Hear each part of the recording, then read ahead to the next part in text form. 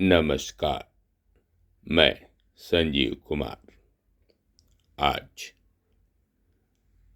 Elastic habits लचीली आदतें इस पुस्तक के दूसरे अंश को संक्षेप में प्रस्तुत कर रहा हूँ।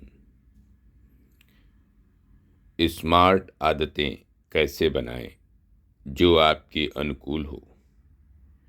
इस अत्यंत उपयोगी पुस्तक के लेखक हैं स्टीफन गुइस और अनुवादक हैं दिनेश मालवी जी।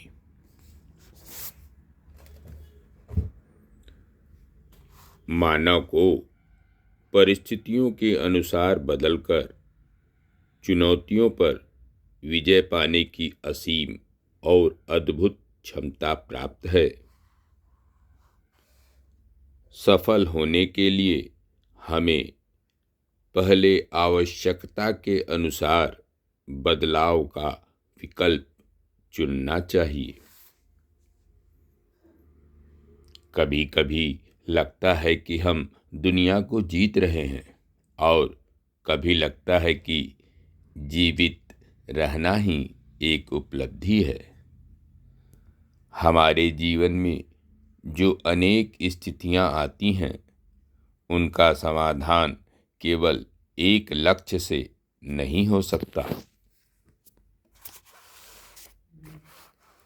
जो लोग किसी थोड़ी सी स्थायी सुरक्षा के लिए अनिवार्य आज़ादी को छोड़ देते हैं वे न आज़ादी के हकदार होते हैं और न सुरक्षा के योग्य। Benjamin Franklin. अनुशासन आत्मानुशासन नहीं है। आज़ादी से आत्मानुशासन आता है। अनुशासन का तात्पर्य है अनुशासन का प्रयोग अधिकार प्राप्त लोग हमें नियंत्रित रखने के लिए करते हैं। आत्मानुशासन वह चीज है जो हम अपने जीवन पर नियंत्रण हासिल करने तथा जो बनना चाहते हैं वह बनने के लिए करते हैं।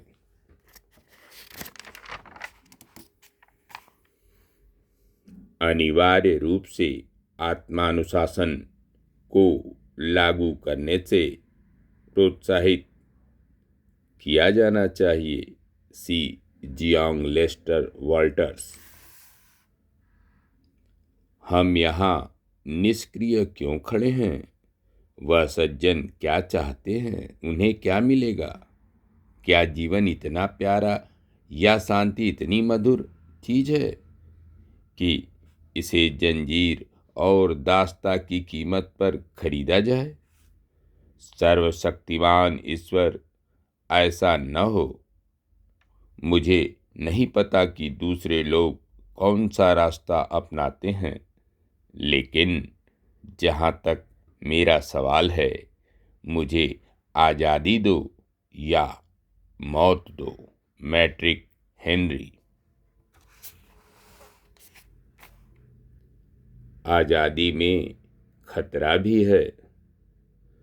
कुछ लोग अपनी आज़ादी का उपयोग पतन की जीवन शैली चुनने के लिए कर सकते हैं।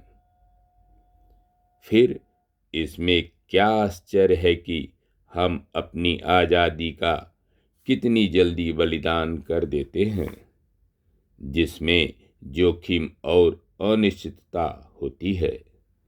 हमें अनिश्चितता अच्छी लगती है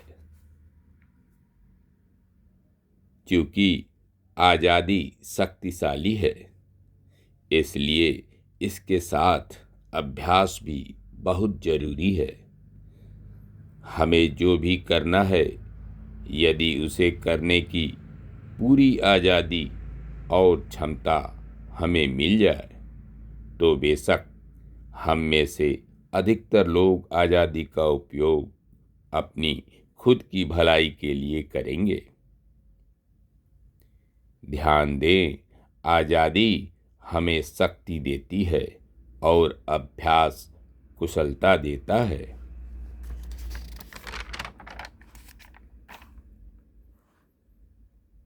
आज़ादी हमें डराती है क्योंकि यह हम जो हैं उसे ज़्यादा करके दिखाती है। जैसे लोगों को यह डर है कि जो वे खाना चाहते हैं यदि उसे खाने दिया जाए तो वे ज़्यादा खाएंगे और उनका वजन बढ़ जाएगा। इससे बचने के लिए वे डाइट पर चले जाते हैं। लेकिन शोध से पता चला है कि डाइट पर जाने वाले लोग डाइट न करने वालों से ज़्यादा खाते हैं, क्योंकि डाइट पर जाने वाले लोग अपने द्वारा चुनी हुई डाइट के गुलाम हो जाते हैं। और गुलाम लोग क्या करते हैं? वे बगावत करते हैं, वे आज़ादी चाहते हैं। सबक: यदि आप वजन कम करना चाहते हैं तो चीज बर्गर को स्वतंत्रता का प्रतीक मत बनाइए। पानी तरल, कोमल और सुनम्य होता है, लेकिन पानी पहाड़ को घिस देता है। पहाड़ कठोर होता है और झुक नहीं सकता।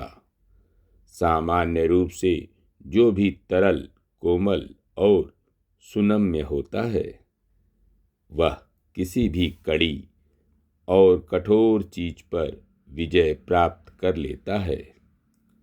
यह एक और विरोधाभास है। जो कोमल है वह सशक्त है। लाओ त्से। लचीलेपन का अर्थ केवल लचीलेपन का गुण बढ़ाना नहीं है, वरन इसका अर्थ दबाव के प्रति लचीलेपन को बढ़ाना है। आपका लचीलापन अर्थात नम्रता आपको विकृत होने से बचा ले जाता है।